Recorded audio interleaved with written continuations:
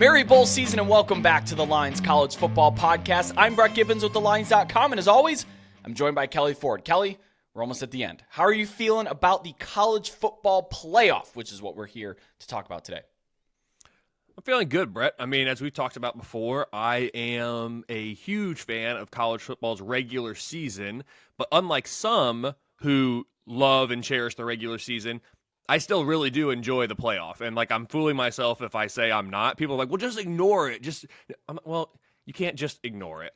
This is not every team goes into the year shooting to make the playoff. We know this. In the expanded 12-team era and the way it's set up with at least one spot reserved for a team outside the Power 5, maybe you can say every single team in FBS college football now starts the year knowing, hey, we have a path to the playoff. That's what we're shooting for. Maybe. I don't know if that will be the case. It has never been the case, and that's been okay for our sport.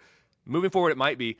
The top-end teams in college football, who is what drive the most engagement, that's who obviously the most popular teams, this is their goal. They want to make the playoff. They want to win the national championship.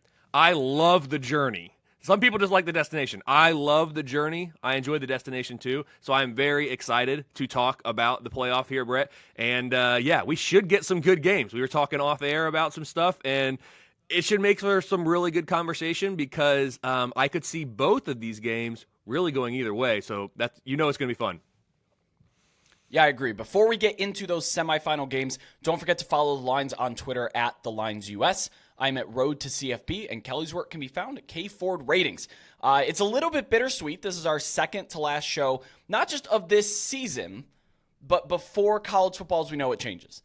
We're going to have a lot of off-season stuff going over those changes, what to expect next year. But this is pretty much the final season, kind of like the 2013 season, that real, firm line of, hey, things are going to be different after this. And so, yeah, it's a little bittersweet, but hey, I'm excited to talk the playoff. And as much weight as and intrigue as these games have, like you said, my favorite part of the season's over. I'm more interested in these playoff games than I have been in many years past, as long as Ohio State's not involved, just from personal investment here. But just from a fan standpoint, I think we've got two really, really outstanding games on hand here. And then after these, it's the national championship and then on to 2024. But before we get into the games, I want to take a quick look at the college football playoff semifinal in terms of betting numbers. The stigma around it is these games aren't close, which, yeah, a lot of them have not been close, and that favorites just kind of run away and that they're predictable. But honestly, favorites are only 10-8 against the spread all time. And underdogs, though, if you're looking at for outright upsets, they're only 5-13 outright. So keep that in mind, like when we talk about Washington later on, that underdogs don't really have a great track record of success in terms of winning. Overs are 8-10, although it is split evenly 6-6 over the last 6 playoffs. The biggest outright upset that we've had on hand in the semifinals was Ohio State back in 2014. The second ever playoff game that we had, they won outright as 9.5-point dogs. TCU plus 7.5 was just the second outright upset we've had in the past 6 seasons. The other being Ohio State plus 7 against Clemson a few years ago. So again, outright upsets, not very common. And in the past few years, we've always talked about, it's a fun story to get these first-time teams in here, but then they have to go and play the dynasty of Georgia, aka TCU, and we know how that goes. This year, do you think that we have something like that on hand? This year, because we don't have a dynasty team in there, it makes it a little bit different, right? That's been one of my storylines of the college football season is we didn't have dominant teams at the top. Michigan's my number one power rated team with a power rating of 28.0. Historically, that would not be the number one team in college football at any given year. So I don't know, Brett, what to expect coming in here, but it is interesting when you say that underdogs are only 5-13 outright, and it's also funny that the biggest upset we've seen was in the first year of the playoff. At 2014 when Ohio State just got really, really hot late in the year. We'll see. I mean, none of the spreads this year, they aren't even a touchdown, right? So to me, these are toss-up games. And, yeah, they're underdogs, and, yeah, they'll go into these numbers. But we don't have the 7+ point spreads, which we've seen in the past. And so, yeah, I think either team, like I said, can get it done. And in your opinion, do any of these 4 teams, is there any one that you can say with some level of confidence, no, I don't believe they can win the national championship? No. Me neither. I could make a pretty easy case for all four. Okay, let's start with the granddaddy of them all, the Rose Bowl. We have number 4 Alabama against number 1 Michigan. The Wolverines are a 1.5 favorite in this game, and it carries an over-under of 44.5 points, an expected defensive struggle on hand here. It kicks off Monday, January 1st at 5 p.m. Eastern on ESPN. That's the one thing I love about the Rose Bowl, that it probably makes more sense to have these two games flip-flopped in terms of time slot, but the Rose Bowl sets up their kickoff so that the sun goes down as we move into the fourth quarter. I love that that is a constant. I think no matter what happens as we move forward, that is going to be the case. Now, whether it's always on New Year's Day or not is up for debate, but that time slot is key because you get the sun setting over the mountains and all that. Of course, it's played in college football, in my opinion's most romantic place, the Rose Bowl Stadium in Pasadena, California. Jim Harbaugh is still seeking his first college football playoff win. He's 0-2 in the last 2 seasons. Alabama has not lost a college football playoff semifinal game since the inaugural one in 2014. This is a team that when they make the semifinal, you can almost chalk them up as a participant in the national championship. Now, a couple of injury notes here. Of course, we're not dealing with opt-outs, but injury notes. Michigan is without their top offensive lineman, Zach Zinter. He suffered a scary injury, a very severe injury in the Ohio State game. He did not play in the Big Ten championship, and he will not play in this. Alabama was without a key defensive lineman, Tim Smith, in the SEC championship game. He's had a month to recover, so maybe we'll see him suit up for this one. Haven't really heard anything on the contrary. Now, there has not been much line movement on any of these numbers yet, but I think that we'll see some later. But so far, pretty static. Both teams have issues protecting their quarterbacks. They have all year. That's kind of been the one Achilles heel if you can find a fault in either of these teams. And then they're going against 2 ferocious pass rushes. I mean, you're dealing with the other side, has one of the best pass rushes in the entire country on either side. Milroe is a little bit more cause for his own sacks than J.J. McCarthy is, because he likes to drop back real far, throw the long ball. He holds on the ball a lot of time, but the offensive lines are not perfect by any stretch. Which one of these quarterbacks holds on to the football, takes care of the football better, I think is a big deal, a big swing in this game. However, both teams don't turn the ball over. I mean, both of these quarterbacks are what I like to call turnover adverse until they're not. You know, we saw J.J. McCarthy last year, couple of really bad turnovers. Quinn Ewers earlier in the year had some really bad turnovers. All of these quarterbacks that are participating in the playoff are turnover adverse until they are not. A concern that I have for Michigan outside of that offensive line is, how does the offense perform? In their first 6 Big Ten games, they were scoring 45 points a clip, that being against Rutgers, Nebraska, Minnesota, Indiana, Michigan State, and Purdue. Now, not great competition, but Minnesota, Nebraska, Rutgers, decent defenses that have held opposing offenses to peanuts.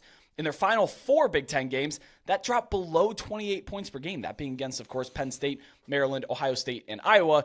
Much better defenses than what they saw early in the year.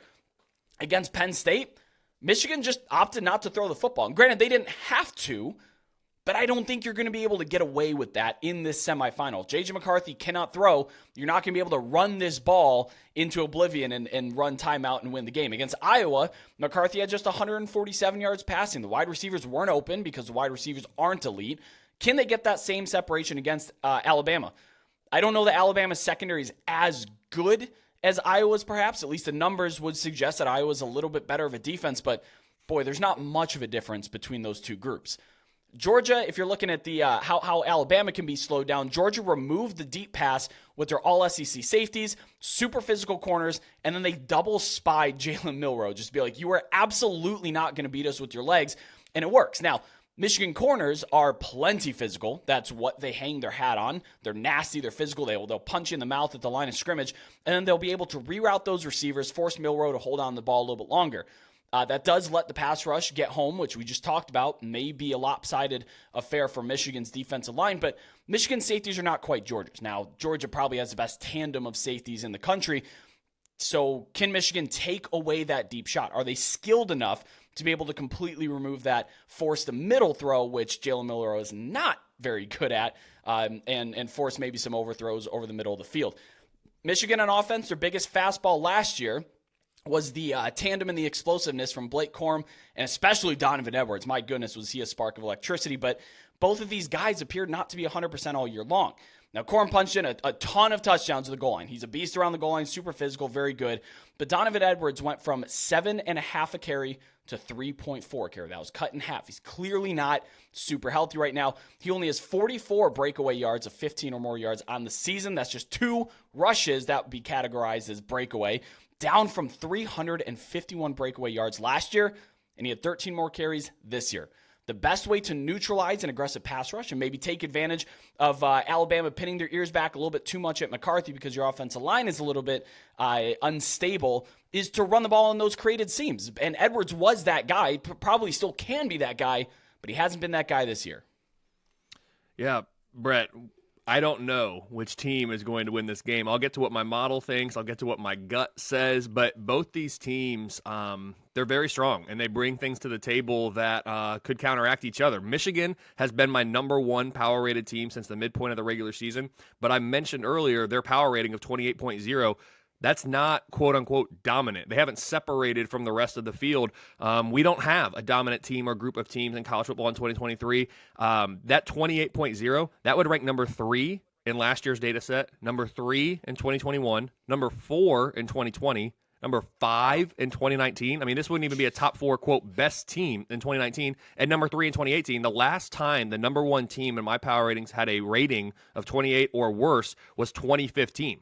So we didn't have, an Alabama of the early CFP era. We didn't have a Clemson of 2016 or 2018. We didn't have Georgia of the last 2 years this year in the college football field. But Michigan did rise to the top, and they stayed there for the second half of the year. They have the number 1 offense and the number 7 defense per my numbers. The Wolverines have the highest floor of any team in college football. Like they don't play poor games, and I'm not sure they have significant weaknesses. You've outlined some areas where they've struggled.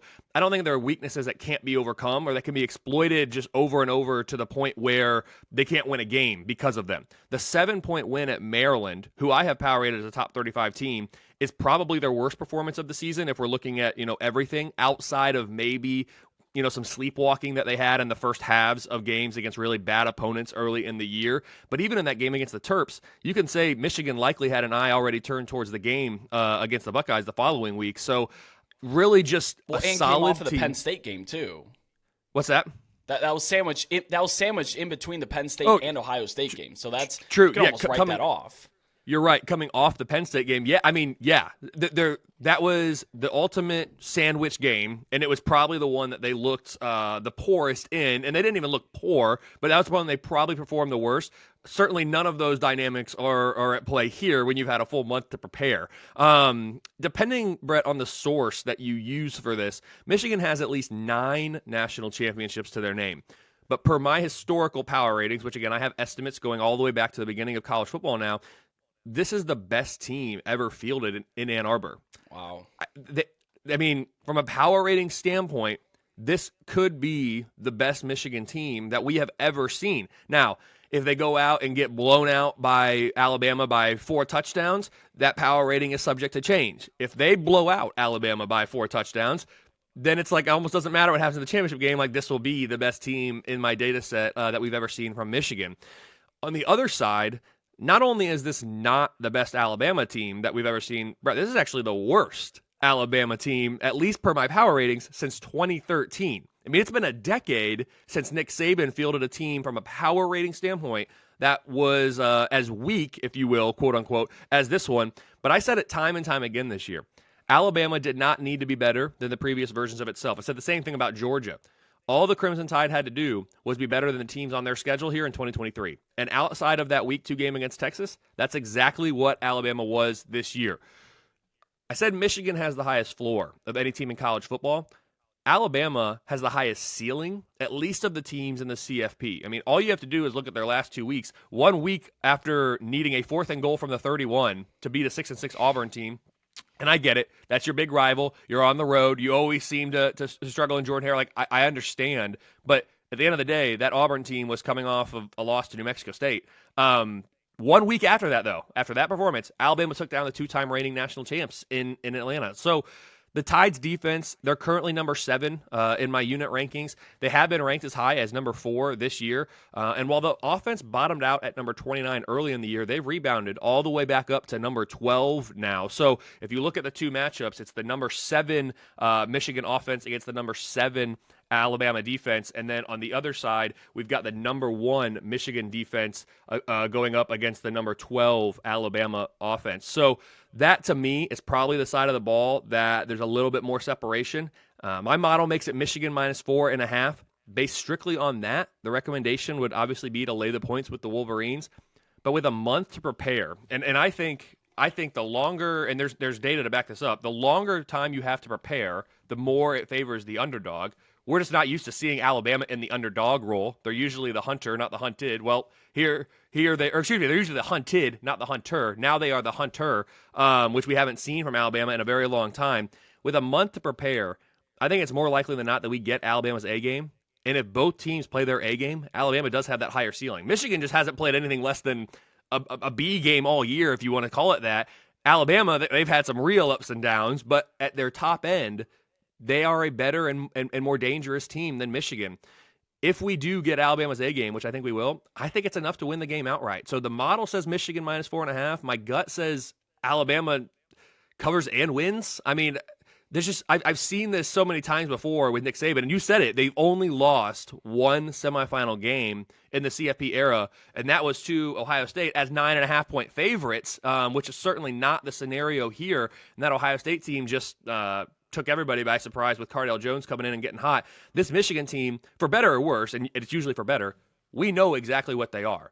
And I agree with what you were saying. Like, J.J. McCarthy hasn't had to win a game this year. I mean, the last time that Michigan asked J.J. McCarthy to be special and go win a game was probably the TCU game last year, which they were unable to do. It was a great game, and it certainly wasn't J.J. McCarthy's fault that they lost. It was a great game and just came down to TCU, had one more possession, and they were able to get it done.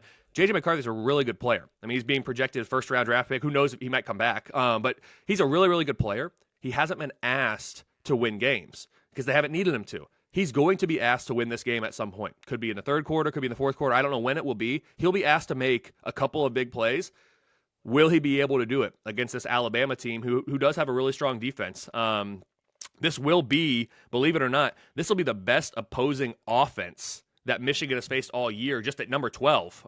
The Ohio State offense, which we thought was going to be really, really good, certainly tailed off by the time they played Michigan.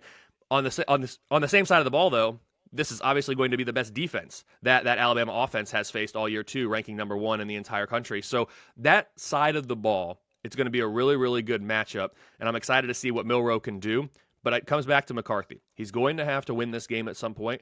He has the talent to do it, and I do think having Jim Harbaugh there on the sideline, which he's only been there for about half the games this year, he will have a calming influence on J.J. McCarthy in these big moments. I'm very, very excited to see if he's able to do it or if that Alabama defense will be able to get just one stop that they'll need at some point late in the game. Yeah, I think we've pretty much we hit on all the different things, all to say, and I think we both are saying similar things, that these teams are nearly indistinguishable. It's a very difficult handicap. These teams do the same things well, have similar deficiencies on both sides of the football. But the way I really look at it, if we're really boiling it down, Alabama has the coaching experience edge, of course, with Nick Saban and that proven college football playoff semifinal record. But you know what? Michigan has all the momentum in the world right now. It's the us versus everyone mentality. When's the last time we really, really, really saw the us versus everyone? You can ask TC fans, you can ask other fans, they might say that, but like nationally, where people have accepted it, the Ohio against the world in 2014, that famous t-shirt that was in the stands there for that game, and that's what led, ironically, to a win over Alabama. I think I lean Michigan to win this game, simply because I trust their quarterback more. I trust J.J. McCarthy more, and I trust Jalen Milroe to be sensible, because Jalen Milroe is the three-pointer layup type of offense. And I think Michigan's just a bit more multiple with it, and they have more multiple options to go to, especially in the backfield. So I lean money line, but I'm going to wait until closer to kickoff because I want to see where this number goes. The public money, I think is going to favor Alabama. And you know what? This is a game where recreational betting will move the line quite a bit because there's enough action on there where they will move it. So I think this line's only going to get shorter. I don't expect Michigan to grow as a favorite, so I'm going to be patient here. ultimately take Michigan on the money line because we have such a low total. And then also I'm looking for live opportunities based on early momentum. This is a game where Michigan could come out, and it's very clear that Alabama has the perfect game plan for them and is ready to kick them in the mouth. And then in that case, if you're caught with the Michigan money line pre-live ticket and they go down 17-0 early on, it's like, oh, shoot. So that's something I'm waiting until close to kick. I lean Michigan. Live opportunity is probably going to be your best bet here. All right, moving forward to the other semifinal game that we have on tap, the Sugar Bowl. We have number 3 Texas, a 4-point favorite over number 2 Washington. This game carries an over-under of 63.5 points. Quite the contrary expectation for this game from the last game, but we'll get into that. This kicks off Monday, January 1st at 8:45 p.m. Eastern on ESPN from the Caesars Superdome in New Orleans. This is a rematch of last year's Alamo Bowl, which was a pretty fun game. Washington won the game 27-20, but they were in much firmer control of that because Texas scored late. Ewers threw for nearly 400 yards in that game, but Texas couldn't get it done close to the goal line. Does that sound familiar to anybody? Maybe the a preview of what was to come for this year. This is the second all-time college football playoff appearance for Washington. They did not score in their first one back against Alabama, and this is the first appearance for Texas. Steve Sarkisian, also very familiar with his opponent in Washington because he was the head coach there for a while. That was his first big-time head coaching job. Texas is without 1,000-yard rusher Jonathan Brooks. He's out for the year after suffering a late-season ACL tear, which is really unfortunate to see. But the Longhorns are not deprived of any rushers. They have freshman C.J. Baxter, who's a 5-star, is their next top rusher. And then he's going to share some carries with Jadon Blue, and Keelan Robinson is probably likely to receive a couple of carries. He's a bit more the explosive, the lightning to the thunder here. Xavier Worthy was also seen in a boot and crutches after leaving the Big 12 championship game. Sark said that he is confident that Worthy plays. Maybe everything was just precautionary in terms of crutches and all that, but boy, to go from crutches to playing, even if you had about a month to heal, that would be an exceptional turnaround. Texas has been the butt of the college football jokes, of course, with the Texas is back, are they not back, whatever. But right now, this UT team is different. The 2023 Longhorns are different than the ones that we've been making fun of in the past few years with Texas back. They step up in the big games where they've absolutely melted before. The seeming culture issues, the imbalance, the struggle for power seems to not be going on this year. It's the first year that I've seen it where I actually think that Sark is in charge of this program and he doesn't have all these outside influences, because if all the outside influences were getting their way, Arch Manning probably would have been starting a long time ago. But you saw in the big games, in Tuscaloosa, in the Big 12 championship game, they're leaving no doubt in these games. These aren't lucky games for them. They're absolutely crushing some of these opponents here. Texas' biggest issue this season, of course, was that red zone scoring. Listen to this. They're 106th in points per quality possession. I have to shout out at StatsAwar Parker Fleming on Twitter for the great stat previews that he does there. They're excellent at generating those quality possessions, but they cannot finish the deal, and they have not been able to all year long. Washington, however, they may be the fix for this because they're 100th in points per quality possession allowed. They don't allow a ton of quality possessions, but when they do, those teams are scoring on them. Their biggest weakness for the Huskies here is their rushing defense. They're 117th in rushing success rate allowed. Even without Brooks, Texas is still averaging 200 yards on the ground over their last 3 games. So they're not really missing a step with the guys that are filling in for Brooks. Offensively, Washington, of course, has a edge with Penix. I'm not going to say it's a huge edge, but it's a notable one, of course, Penix being a Heisman finalist this past year. But I think Texas matches them in almost every space. One of the only wide receiver cores, I'm not going to say the only, I think Ohio State's up there too, but one of the only wide receiver cores I think is as talented and multiple as Washington's trio of Jalen McMillan, Rome Dunze, Jalen Polk, is the trio of Xavier Worthy, A.D. Mitchell, Jordan Whittington. Unbelievable. Jordan Whittington, I think, is one of the more underrated players in the whole country. We don't hear about him much, but he is excellent. Even without Brooks, I think Texas's rush offense is just as capable as Washington's as well. Comparing the defenses, well, Texas has a clear advantage in every level. I'll make that one short and sweet. Yeah, Brett, I'll go back to what you said. Texas is back. It was an all too common saying this past decade. Like you said, people just laughed at it. Then they roll their eyes and laugh at it some more, or they just ignored it. It was like the boy who cried wolf. It was said over and over and over, and it never ended up being real. Well, it finally happened here in 2023. Like the wolf finally came. My power ratings, along with others, forecasted that it was building towards this. Per my historical ratings, this is the best Texas team we've seen since 2009. That was the year Colt McCoy got injured in the national championship game against Alabama. This Texas team is legit. The offense ranks number 9. The defense ranks number 10. Overall, I have the Longhorns number 7 in my power ratings. That's actually one spot lower than they were in the preseason, but their raw rating is about 3.5 points better than it was in the preseason. So the ordinal rank fell just one, but the more important power rating itself has been improved over the course of the year. This will be the best opposing offense that the Longhorns have faced all year. But from a pure talent standpoint, it is clear why Vegas makes Texas the favorite, and I'll get to what my model says here in a second. I've said on numerous occasions that this 2023 Washington team reminds me of 2022 TCU. And more times than not, Husky fans get offended by that. They're like, no. It's not an insult, guys.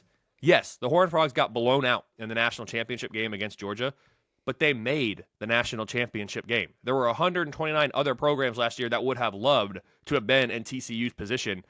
Much like TCU a year ago, this Washington team, they just keep winning, even when power ratings like mine and Vegas suggest that they might or should not. They just find ways to win, and Kalen DeBoer certainly finds ways to win, regardless of where he's coaching, as it seems. The dude's won 90+% of his games as a college football head coach.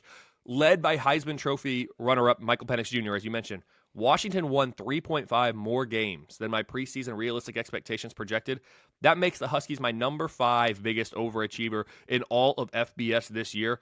The offense has been ranked in the top 5 since week 2 for me. They even spent 1 week at number 1. But it's the defense that's been better than expected. I pegged this unit at number 50 in the preseason, and after a 5-0 start, they rose all the way up to number 23.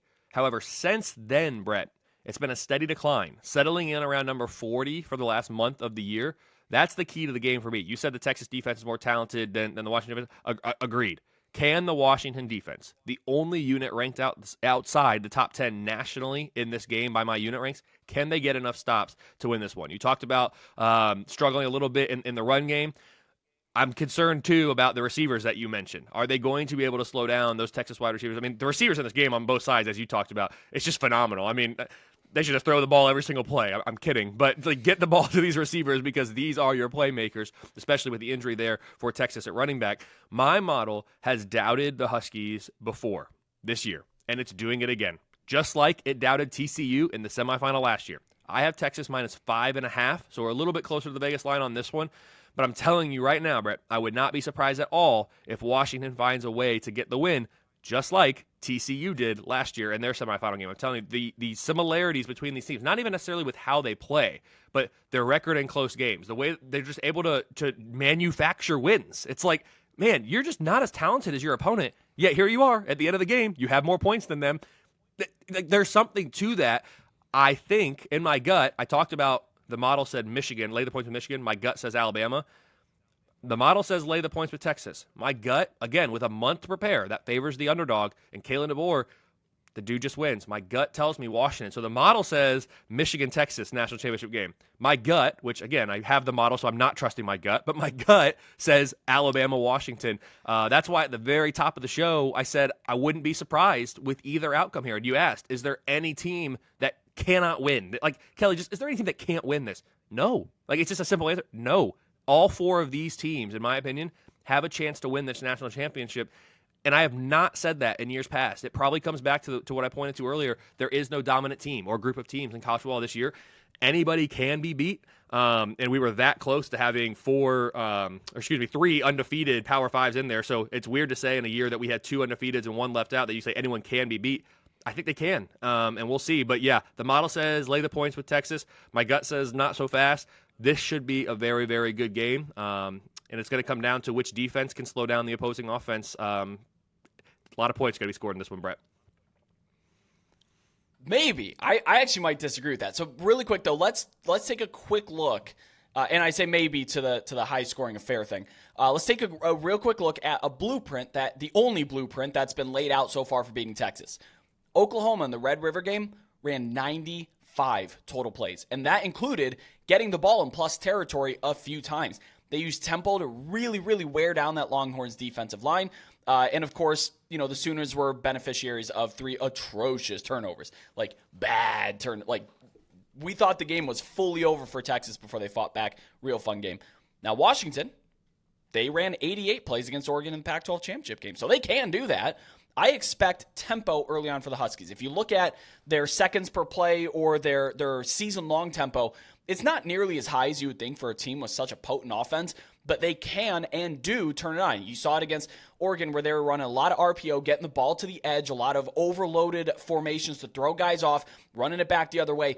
I would expect to see a similar-ish game plan against Texas, at least early on. Now, I do lean Texas with the points here, but I'm definitely going to wait and see if we can't get it to touch 3 because, again, I don't think that it's going to go the other way. There's been no indication so far. Recreational betting will definitely want to fade Texas because of the, well, Texas has never backed their frauds tag or whatever. I think that's the way it's going to go. So I'll take Texas with the points at whatever low watermark we can get moving forward. This is maybe a little bit of an underthink, but sometimes underthinking is a good thing to do, especially when it comes to something with so much information. It's easy to be persuaded in any way, build any sort of narrative you want. I'm leaning under 64 points, and here's why. Texas red zone inefficiency is a real problem, and Washington's offense slows down against more physical defenses. I think we may be in for a surprising defensive struggle. Maybe struggle isn't the right, or defensive struggle isn't the right term for it, but I don't know, man. I think I'm going to take under this point total here. I will say this. If that Washington defense, I even tweeted about it during the game, comes out like they did against Oregon in that Pac-12 championship game, I mean, they were playing ticked off on both sides of the ball, but especially the defense. Like, they were, you could tell, Washington had heard for not just a week, because it was a month leading up to that game, Oregon's going to get them back in the championship game. Oregon's a 9.5-point favorite. They had heard that.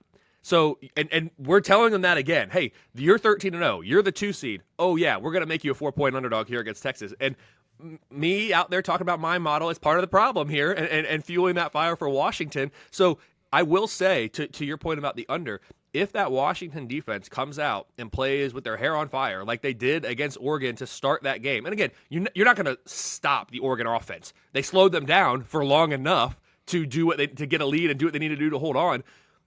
This Texas offense is not the Oregon offense. So if you play that way, the Texas offense is good, but they're not as good as Oregon's offense. So if you do that again, yeah, and then you can just hang on. I could see it going under. I guess when I said there are going to be points, I was really talking about as a relative point of reference to the first semifinal game. I think this one is certainly going to be higher scoring, I think. But we will see. It's going to be interesting, and I do think we've seen the Washington offense, even though that is the unit that I'm most concerned about in this game from a productivity standpoint. We have seen them in big games rise to the occasion and be able to get it done against the best that the offenses have to offer in that Oregon team. They played them twice this year, held them to 31 and 33. Pretty darn good against an Oregon offense that I have as the number 1 unit in the country. Maybe this is no, there's no such thing as getting too in the weeds when we're talking about these semifinal games.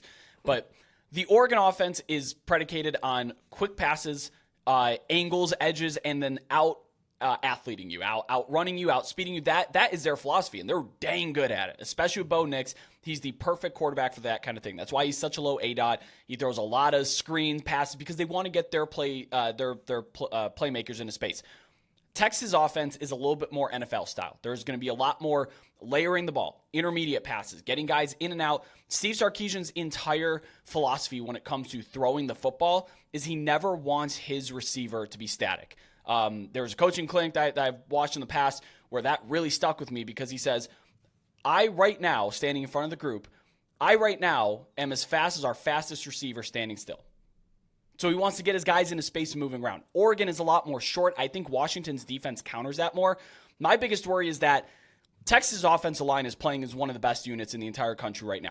And I don't think that Washington's going to be able to generate any pressure. Braylon Trice is their only hope to be able to get through there, but it's a 1-on-5 situation there. And because Texas requires more time to be able to layer the ball and throw the ball intermediate, sometimes take deep shots, I really think that lack of a pass rush is really, really, really going to benefit Texas and is going to hurt Washington's defense more than it would in Oregon's offense, where Bo Nix has one of the lowest time to throw averages in the country because it's snap, decision, balls out. Now, with Texas, it's a little bit more snap. I'm going to trust Ewers and his processor, drop back, survey the field, 1, 2, 3, 4 progression, find my guy. So that's why I think that Washington's defense is going to be just a little bit caught in a tougher situation than they were against Oregon. That's really in the weeds if you really want to get there, but that's kind of the conclusion I arrived to. Well, going off that, then, if you want to talk about motivation, we talked about what being an underdog is going to provide to Washington. But if you're looking for Texas to have some, and you talked about what this Texas offensive line has been recently, it's the offensive line on the other sideline that just won the Joe Moore Award. So if the Texas offensive line, which is already playing great, as you said, if they want to say, hey, you know what?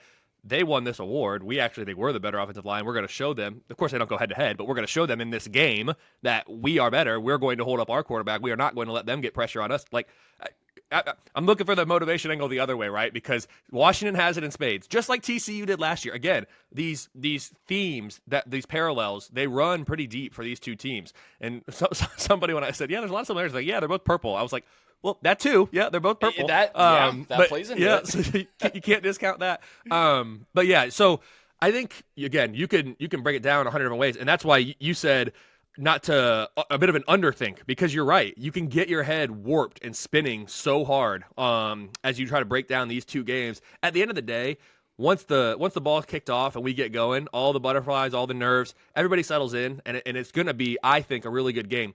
People have talked about, the blowouts that we've had in the semifinals before. Last year's semifinals were both fantastic. I don't know if we're going to get as good of semifinals as we had last year, because, I mean, that's like a ridiculously high bar to set, both of those games. Yeah. But I do think while blowouts are certainly a possibility in any college football game, any athletic endeavor ever, it doesn't matter the sport or level, it doesn't feel like a blowout type of situation here. If we were to get a blowout, I think it's most likely that it comes in this game, this Texas-Washington game. And then you're going to say, well, which one? I really don't even know. That's what I was going to say. I really don't even know.